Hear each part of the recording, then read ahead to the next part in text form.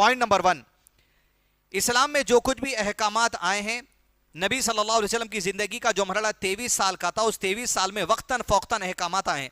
یعنی قربانی کا مسئلہ، نماز کی فرضیت، نبی صلی اللہ علیہ وسلم کی نبوت ملنے کے 12 سال کے بعد 5 وقت کی نماز فرض کی گئی. اس طرح جو دیگر احکامات ہیں وقتاً فوقتاً 23 سال میں آتے گئے. رمضان کے روزے کب فرض کیے گئے؟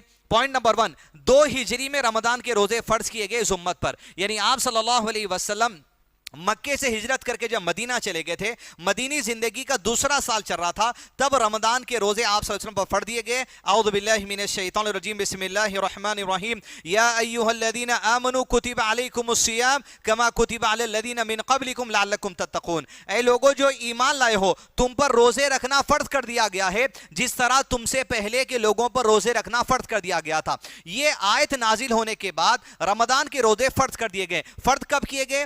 2 ہجری میں. یعنی آپ صلی اللہ علیہ وسلم کے متعلق علماء کرام نے کہا ہے کہ آپ صلی اللہ علیہ وسلم نے زندگی میں 9 رمضان ملے، 9 رمضان کے روزے آپ نے رکھے، 11 ہجری میں آپ کی وفات ہو چکی تھی. تو پہلا علم مجھ کو آپ کو یہ ہونا چاہیے، 2 ہجری میں رمضان کے روزے فرض کیے گئے. اس سے پہلے رمضان کے روزے صحابہ کرام پر فرض نہیں تھے، یعنی غالباً 14 سال تک اب رمضان کے روزے نہیں رکھتے تھے. لیکن زمانے جاہلیت میں عاشورہ کا روزہ اور دیگر روزے صحابہ کرام رکھتے تھے، جو اسماعیل علیہ السلام کی شریعت پر عمل کرنے کے طور پر رکھا جاتا تھا. لیکن آپ صلی اللہ علیہ وسلم کی شریعت میں جب رمضان کے روزے آ چکے، گزشتہ پرانے پہلے والے روزوں کو جو فرضیت سمجھی جاتی تھی وہ منسوخ کر دی گئے، اور اسی شریعت میں رمضان کے روزے امت کے لیے فرض کیے گئے ہیں، جو 29 بھی ہو سکتے ہیں، 30 بھی ہو سکتے ہیں چاند کے اعتبار سے.